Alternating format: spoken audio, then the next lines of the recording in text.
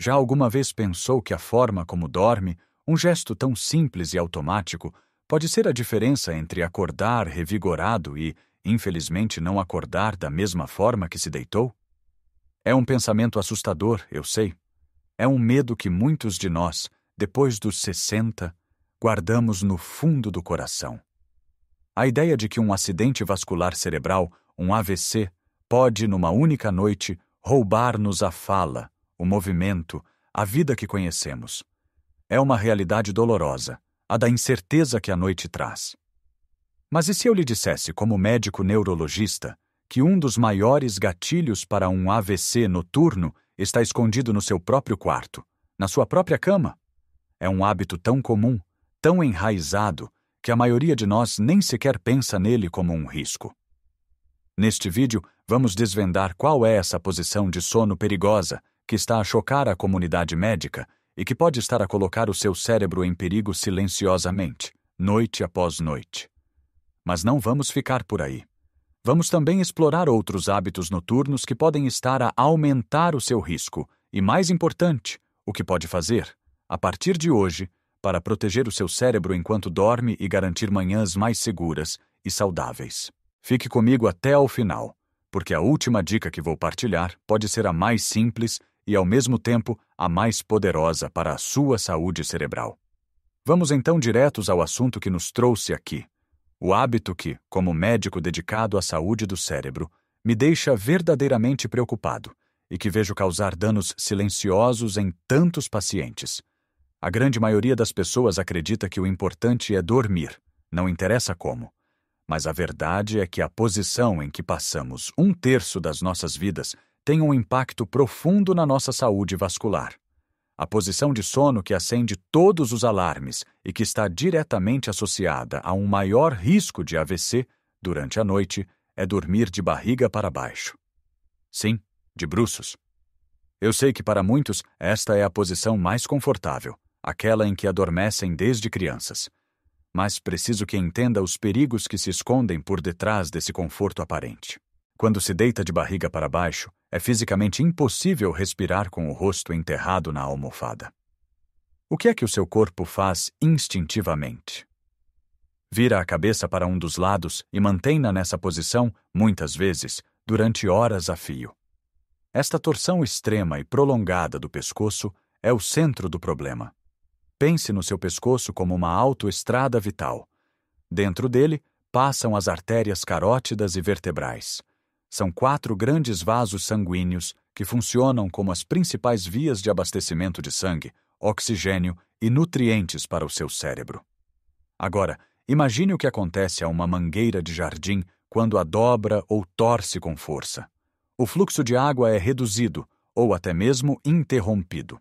É exatamente isso que acontece com estas artérias vitais quando mantém o pescoço torcido durante 6, 7, 8 horas. Está a comprimir, a estrangular parcialmente, o fornecimento de sangue ao seu cérebro. Em alguém jovem e saudável, o corpo pode conseguir compensar. Mas depois dos 60, a história é outra. Muitos de nós já temos um certo grau de aterosclerose, ou seja, pequenas placas de gordura e cálcio acumuladas nas paredes das artérias, que as tornam mais estreitas e menos flexíveis. Ao comprimir uma artéria que já está parcialmente estreitada, o risco de reduzir drasticamente o fluxo sanguíneo para uma parte do cérebro aumenta exponencialmente. Esta redução do fluxo sanguíneo, chamada isquemia, pode por si só causar um AVC, mas há mais. Este fluxo sanguíneo lento e turbulento, causado pela compressão, cria as condições perfeitas para a formação de coágulos de sangue. Se um pequeno coágulo se formar e depois se soltar, pode viajar para os vasos mais pequenos dentro do cérebro e bloqueá-los, causando um AVC isquêmico, o tipo mais comum. Para além do risco vascular, esta posição coloca uma pressão imensa sobre a sua coluna vertebral, forçando-a a sair do seu alinhamento natural. Isto pode levar a dores crônicas no pescoço, nas costas e até a hérnias discais, que por sua vez causam dormência ou formigueiro nos braços. Problemas que só complicam a sua saúde e bem-estar geral. Então, qual é a solução? Se esta é a sua posição de eleição, precisa de começar a treinar o seu corpo para adotar uma postura mais segura. As duas melhores posições para dormir são de lado ou de costas. Dormir de costas é excelente para o alinhamento da coluna, desde o pescoço até ao cóccix. No entanto, para quem ressona ou sofre de apneia do sono, pode agravar a situação. A posição que eu, como neurologista, mais recomendo é dormir de lado, também conhecida como posição fetal. Esta posição mantém a sua coluna alongada e neutra, não comprime as artérias do pescoço e pode até ajudar na digestão e reduzir o ressonar. Mas como é que se muda um hábito de uma vida inteira? Não é fácil, mas é possível com alguma estratégia e paciência.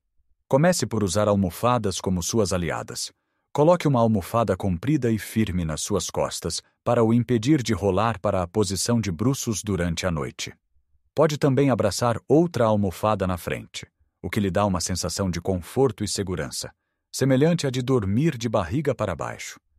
Invista também na almofada certa para a sua cabeça. Quando dorme de lado, precisa de uma almofada que preencha perfeitamente o espaço entre a sua orelha e o ombro, mantendo o pescoço em linha reta com o resto da coluna. Uma almofada demasiado alta ou demasiado baixa vai criar tensão. E, acima de tudo, seja paciente consigo mesmo. É provável que nas primeiras noites acorde na sua antiga posição. Não desista. Com calma, reposicione-se e tente novamente.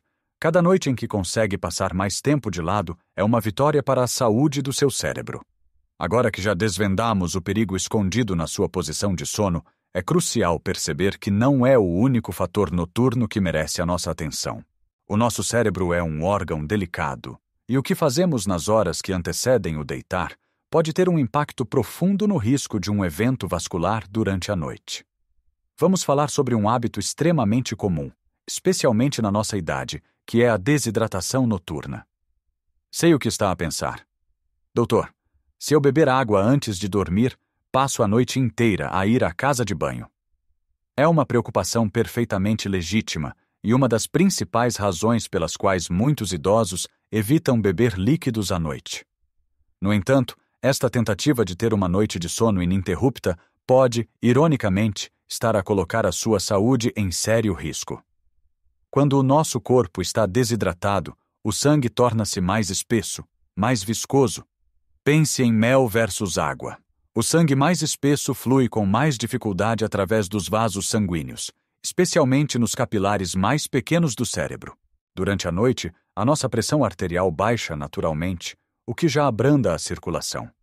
A combinação de sangue mais espesso com uma circulação mais lenta cria um cenário perigoso, aumentando significativamente a probabilidade de formação de coágulos sanguíneos. É um fator de risco silencioso para o AVC que a maioria das pessoas ignora. A solução não é beber 1 litro de água antes de se deitar. A chave é a hidratação consistente ao longo do dia. Certifique-se de que bebe água regularmente desde o momento em que acorda. Uma boa regra é ter sempre um copo de água por perto. À noite, cerca de 1 a 2 horas antes de dormir, beba um pequeno copo de água ou uma chávena de chá de ervas sem cafeína, como camomila, cidreira ou tília, que são tão tradicionais em Portugal e ainda ajudam a relaxar. Este pequeno gesto é suficiente para manter o seu sangue com a fluidez adequada durante a noite, funcionando como uma apólice de seguro para o seu cérebro. Outro inimigo silencioso que ataca durante a noite é a apneia do sono não tratada. Esta é uma condição muito mais comum do que se pensa, onde a respiração para e recomeça repetidamente durante o sono. O sinal mais conhecido é o ressonar alto, mas o perigo vai muito além do barulho. Cada vez que a respiração para, os níveis de oxigênio no sangue caem drasticamente. O cérebro entra em pânico e envia um sinal de emergência para o corpo acordar o suficiente para respirar, o que geralmente acontece com um som de engasgamento ou um suspiro profundo. Este ciclo pode repetir-se centenas de vezes por noite. Cada uma destas paragens respiratórias provoca picos súbitos na pressão arterial e um enorme estresse no coração e nos vasos sanguíneos. Ao longo do tempo, esta agressão constante danifica o revestimento interior das artérias, tornando-as mais propensas à aterosclerose, à inflamação e à formação de coágulos. As pessoas com apneia do sono moderada, a grave tem um risco de AVC várias vezes superior ao da população em geral. Se o seu parceiro ou parceira se queixa de que você ressona muito alto, faz pausas na respiração ou acorda a ofegar, ou se você se sente constantemente cansado durante o dia, apesar de ter dormido horas suficientes e acorda com dores de cabeça, por favor, fale com o seu médico de família. Não ignore estes sinais. A apneia do sono não é apenas um incômodo, é uma condição médica séria. Felizmente, é tratável. O diagnóstico é simples e os tratamentos, como os aparelhos de CPAP, são hoje em dia muito eficazes e podem reduzir drasticamente o seu risco de AVC. Por fim, vamos olhar para o nosso prato. O hábito de um jantar tardio e pesado pode ser outro gatilho. Sei como é tentador, depois de um dia longo, sentar-se para uma refeição substancial. Talvez umas sobras do cozido à portuguesa do almoço, ou um prato de arroz de marisco. Mas comer uma refeição grande, rica em gorduras e hidratos de carbono, muito perto da hora de deitar, sobrecarrega o seu sistema. O corpo tem de desviar uma grande quantidade de sangue e energia para o sistema digestivo, o que pode afetar a circulação noutras áreas. Além disso, uma refeição pesada pode causar um pico de açúcar no sangue e na pressão arterial, exatamente quando o corpo deveria estar a desacelerar. Deitar-se com o estômago cheio também aumenta o risco de refluxo ácido ou azia, que não só é desconfortável, como também fragmenta o sono e piora a sua qualidade. E um sono de má qualidade, como já vimos, está ligado a um maior risco de problemas cardiovasculares. O ideal é fazer a sua última refeição principal pelo menos 3 horas antes de ir para a cama. Opte por um jantar mais leve. Uma sopa de legumes quentinha, um pedaço de peixe grelhado com um pouco de salada ou um iogurte com alguns frutos secos são opções muito mais amigas do seu coração e do seu cérebro. O seu corpo precisa de tempo para digerir a comida antes de entrar em modo de descanso e reparação. Pequenas mudanças nos seus hábitos noturnos podem fazer uma diferença monumental na sua saúde a longo prazo. Percorremos um caminho importante juntos. Falamos sobre a forma como dormimos, o que bebemos e até o que comemos antes de nos deitarmos. Pode parecer muita informação, mas a mensagem principal é, na verdade, muito simples e cheia de esperança. Temos um poder imenso para proteger o nosso cérebro enquanto descansamos.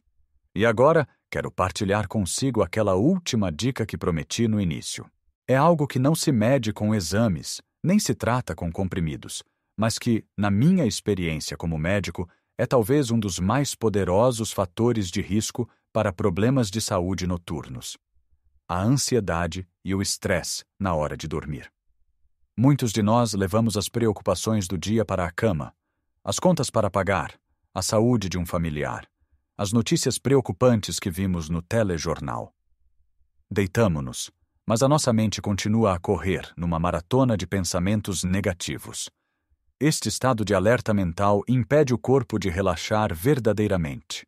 Liberta hormonas de estresse, como o cortisol, que mantém a pressão arterial elevada e o coração a bater mais depressa. Durante um sono normal e reparador, a nossa pressão arterial deveria baixar cerca de 10 a 20%. É o chamado mergulho noturno, um período vital para o sistema cardiovascular descansar e se reparar. Quando estamos ansiosos, este mergulho não acontece. A pressão arterial permanece alta durante toda a noite, noite após noite. Esta hipertensão noturna persistente é um dos mais fortes preditores de AVC, muitas vezes mais importante do que as medições de pressão arterial feitas durante o dia. Lembro-me de um paciente meu, o Sr. Manuel, um homem de 78 anos que, em teoria, fazia tudo bem. Tomava a sua medicação para a tensão, fazia a sua caminhada matinal e a sua dieta era equilibrada.